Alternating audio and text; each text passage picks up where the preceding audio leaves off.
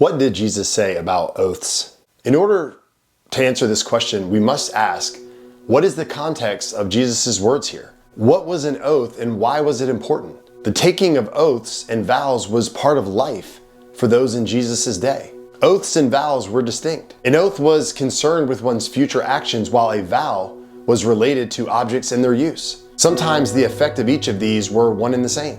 According to Leviticus 19:12, when a person swore an oath, the Lord's name was not to be used falsely. Just as the Jews had sidestepped the teachings of God and figured out ways around the law, so they did with this one. And Jesus seems to put a stop to this by essentially saying, do not swear at all. At first glance, this seems to be a simple and clear command to avoid taking oaths. Many Christians today read this text that way and refuse to take an oath in a court of law. But it is highly unlikely this is what Jesus meant. Why?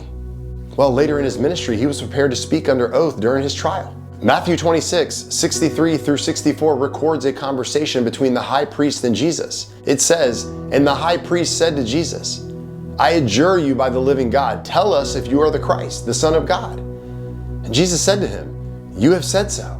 But I tell you, from now on you will see the Son of Man seated at the right hand of power and coming on the clouds of heaven." Here, Jesus, under oath, broke his silence and recognized the binding nature of what he had affirmed. The issue Jesus is raising is far more widely applicable than the question of taking an oath in court.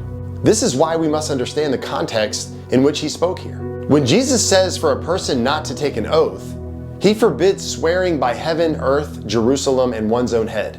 This was what the teachers of the religious law did. We ask, why would anyone do this? Notice when they took an oath, it wasn't in the Lord's name.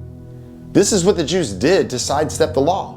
Technically, they were not swearing by the Lord's name and simultaneously releasing themselves from fulfilling this actual oath they had given. Think about this.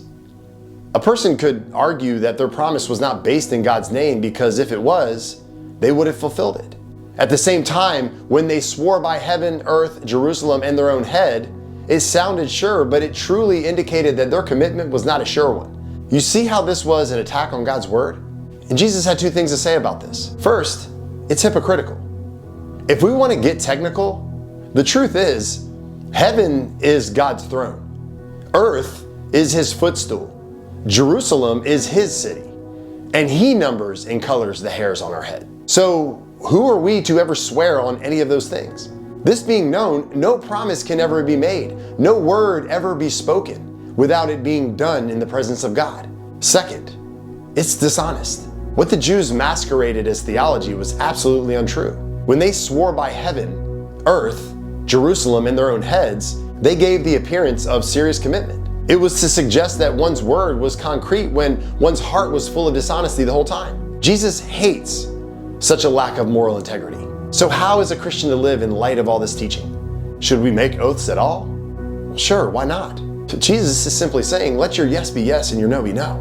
No one should have to call on God to witness what they say because God is always watching and is present when anyone speaks. God knows our hearts through and through. Anything beyond straightforward truth in our speech comes from the devil, according to Jesus. Jesus wants our answers to be straightforward yes or straightforward no, without deceit and without embellishment. Many times we tell half-truths only to be considered a liar in the eyes of God. The world may think we are telling the truth, but God knows. The reality is, we have lost this value in the Christian life today. We as Christians must get back to the values that Jesus expects. Our yes should mean yes. Does our yes carry definite commitment? Or are we modifying the truth and disguising it? Is our word reliable? Do we do what we say we will do? Can people trust us as models of integrity? Through this very teaching, Jesus shows us what will introduce and maintain such integrity in our speech. We are always in the presence of God. He sees us and hears us.